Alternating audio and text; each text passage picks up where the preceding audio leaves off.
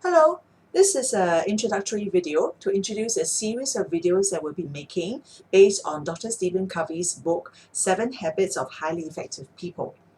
Okay. Hello, Miss Magan. We usually share with parents what they need to know about speech and language therapy. So why are we talking about this book?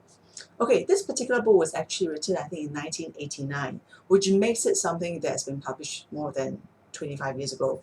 Okay, if we think about the music, movies of those times, probably that's quite a long time ago. But this particular book is one of the best-selling books ever. It's on lots of people's list of the most inspiring books, most influential books of all times, the top 10 best self-improvement books and so forth. So I thought that especially in this day and age where everything seems to be becoming more challenging, everything is more competitive. Football is more competitive. School is more competitive. So I thought it'd be useful for people to actually, learn about some of the tips that I share in this book. Mm-hmm. And why are we talking about this topic of habits? Okay, like I said, this is actually a very popular book. It's read by CEOs, it's read by presidents and so forth. And programs based on this book have been introduced in schools, both in other countries like America and also here in Singapore. So it was in fact one of my students who mentioned it, to me, because we're talking about habits, and immediately he rattled off, some habits that he knew of, like sharpening the saw, which were, instantly recognizable as one of the 7 habits. So I thought it's very important to actually share some of these habits. Plus, a lot of what we do in speech and language therapy is actually helping children to acquire habits.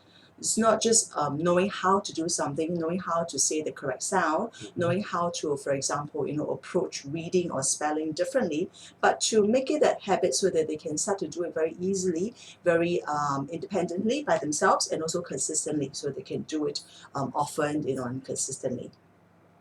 Okay, so we all know that habits are very important, and it's a cause for celebration. For example, when some students move from, they used to have this mental block about doing maths word problems, and they would start to think of lots of other things to do, lots of excuses, and gradually being able to get to the stage where they get into the habit of sitting down, looking at the word problems, and actually trying to do it on them, by themselves.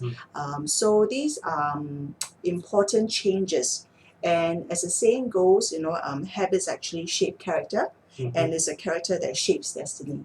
So I felt that there are many aspects of the 7 habits that are quite applicable to children with different speech and language difficulties, and also applicable to parents maybe in different aspects of their lives.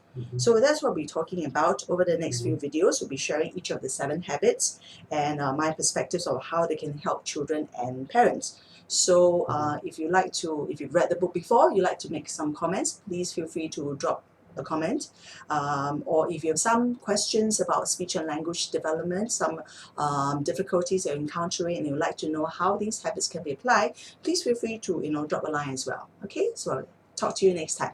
Thank you. Thank you, Miss Megan. Thank you.